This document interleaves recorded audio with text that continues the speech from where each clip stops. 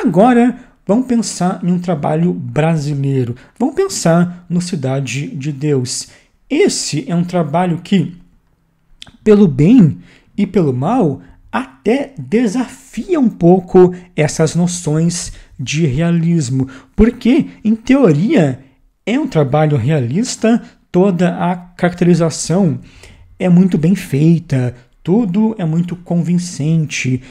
Ele tem uma temática realista, uma temática história que tem relação com aspectos da realidade daquele entorno e tem uma abordagem formal que, se por um lado é realista devido a essa câmera na mão, devido a essa abordagem mais documental, por outro, ela é também esteticamente muito carregada. A montagem tem muitos cortes e tem vários efeitos de montagem e de pós-produção. A fotografia é bastante estilizada e carregada. Se a gente pensar nesse filme a partir de uma teoria realista clássica, como por exemplo a teoria do André Bazin, ele não vai se encaixar muito bem nisso. Provavelmente o Bazin acharia esse filme um trabalho bem manipulador, um trabalho que pode gerar o seu material a partir de uma perspectiva realista, mas que vai reprocessar tudo isso, vai remanejar tudo isso, vai colocar muitos cortes, vai propor até um jogo mais semiótico em certos planos. É um longa que se adequa muito mais, talvez, a uma visão formativa desse cinema. Vários teóricos soviéticos eram teóricos formativos, diferentes do Bazin.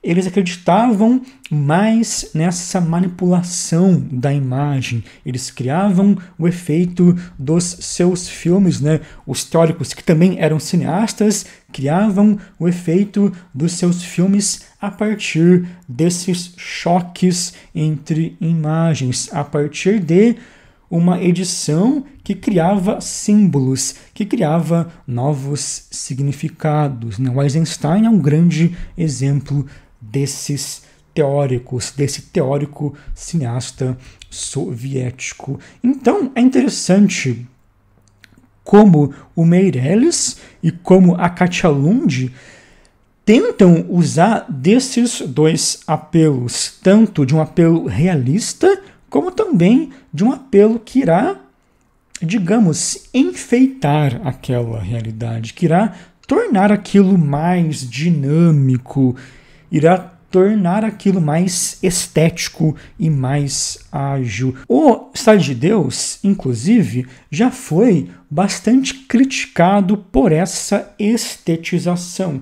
A Ivana Bentes, por exemplo, uma autora e professora brasileira, tem uma teoria bem interessante chamada cosmética da fome, uma teoria em que ela compara obras brasileiras dos anos 60 que lidam com a temática da pobreza, com os filmes brasileiros da tomada que também lidam com tal temática. Ela compara ali alguns filmes do cinema novo com filmes brasileiros ali dos anos 90 e início dos anos 2000, filmes que envolvem alguma temática realista, como a pobreza, como a seca nordestina ou alguma temática social. Ela diz que enquanto o cinema novo seguia o que ficou conhecido como estética da fome, uma ideia teorizada pelo Glauber Rocha, uma ideia que justamente recusava glamourizar a pobreza, uma estética que buscava fazer filmes, como diria o manifesto do Glauber, filmes feios, tristes e gritados, buscava refletir o tema na feitura dos filmes, digamos assim. Ela fala que enquanto as obras brasileiras dos anos 60 se relacionam com essa estética da fome, alguns filmes dessa outra fase contemporânea do cinema transformam as favelas e o sertão em jardins exóticos. Filmes que, no lugar daquela estética crua, da estética da fome, buscam estilizar mais as coisas ou buscam até uma estética mais clássica, que seria talvez o caso do Walter Salles. Ela diz que o cinema brasileiro passou de uma estética da fome para uma cosmética da fome, que a ideia na cabeça e a câmera na mão deu lugar a uma Steadicam que surfa sobre a realidade, a uma câmera que paira de modo contemplativo sobre essa realidade e que, em alguns casos, glamoriza essa realidade. Ela diz também que alguns desses filmes buscam se adequar a um certo ideal de beleza de uma estética internacional. Ela passa um pouco essa ideia de que alguns filmes buscam uma estética de exportação.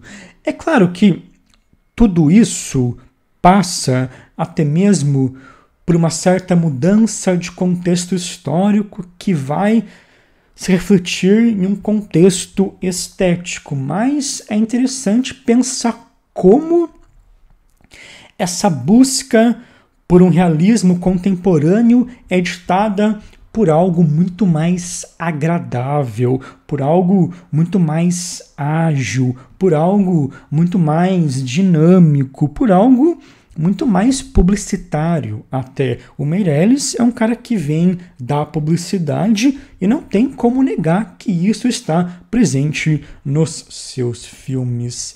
É claro que, para além de uma simples estilização, alguns desses trabalhos buscam um certo refinamento clássico que é totalmente digno. O Walter Salles, me parece, vai para esse caminho. A própria Ivana Bentes também fala isso. Fala que alguns desses filmes buscam esse domínio da técnica e da narrativa clássica. O Central do Brasil, por exemplo, tem uma temática e um contexto realista, mas aborda aquilo de modo mais tradicional e, através disso, concebe ali um certo humanismo muito poderoso. Um longa não precisa ser feio, sujo e gritado para ser realista de verdade ou para ser digno de verdade. Não existe uma polarização tão extrema, é uma questão de dosar as coisas. A crítica que existe ao filme do Meirelles e da Katia Lund diz respeito mais a uma certa glamorização mesmo, a escolhas estéticas que sufocam qualquer outra possibilidade. Então é interessante que, se a gente comparar os filmes aqui do nosso país dos anos 60 com os filmes dos anos 90, dos anos 2000, ou até com os filmes atuais, a gente encontra várias perspectivas realistas distintas, vários métodos realistas distintos. O cinema novo tinha essa abordagem muito mais crua e os filmes da retomada têm essa abordagem mais estética, mais esteta, mais bonita, entre aspas. E atualmente existem também vários cineastas brasileiros que encontram soluções interessantes para isso. Se a gente pegar os trabalhos do Adirley Queiroz, do Afonso Uchoa, se a gente pegar um trabalho como Baronesa, da Juliana Antunes, são obras que recusam de modo bem claro essa glamorização e buscam uma certa proximidade com o real a partir de uma abordagem mais íntima até. Eu acho que uma das grandes qualidades de alguns desses filmes é que eles conseguem evidenciar muito bem uma proximidade com os personagens, nunca através do artifício estilístico óbvio ou de um artifício que vai meramente tornar aquelas imagens bonitas, mas se focam muito na natureza dos relatos dos personagens.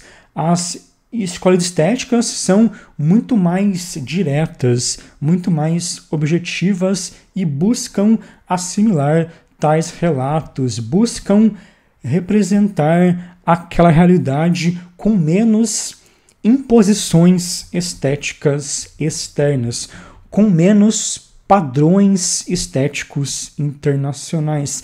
É claro que existem escolhas estéticas aí que remetem a grandes referências, como por exemplo aos filmes do Pedro Costa, mas são escolhas estéticas que não querem suavizar nada, não querem padronizar nada, não querem glamourizar nada.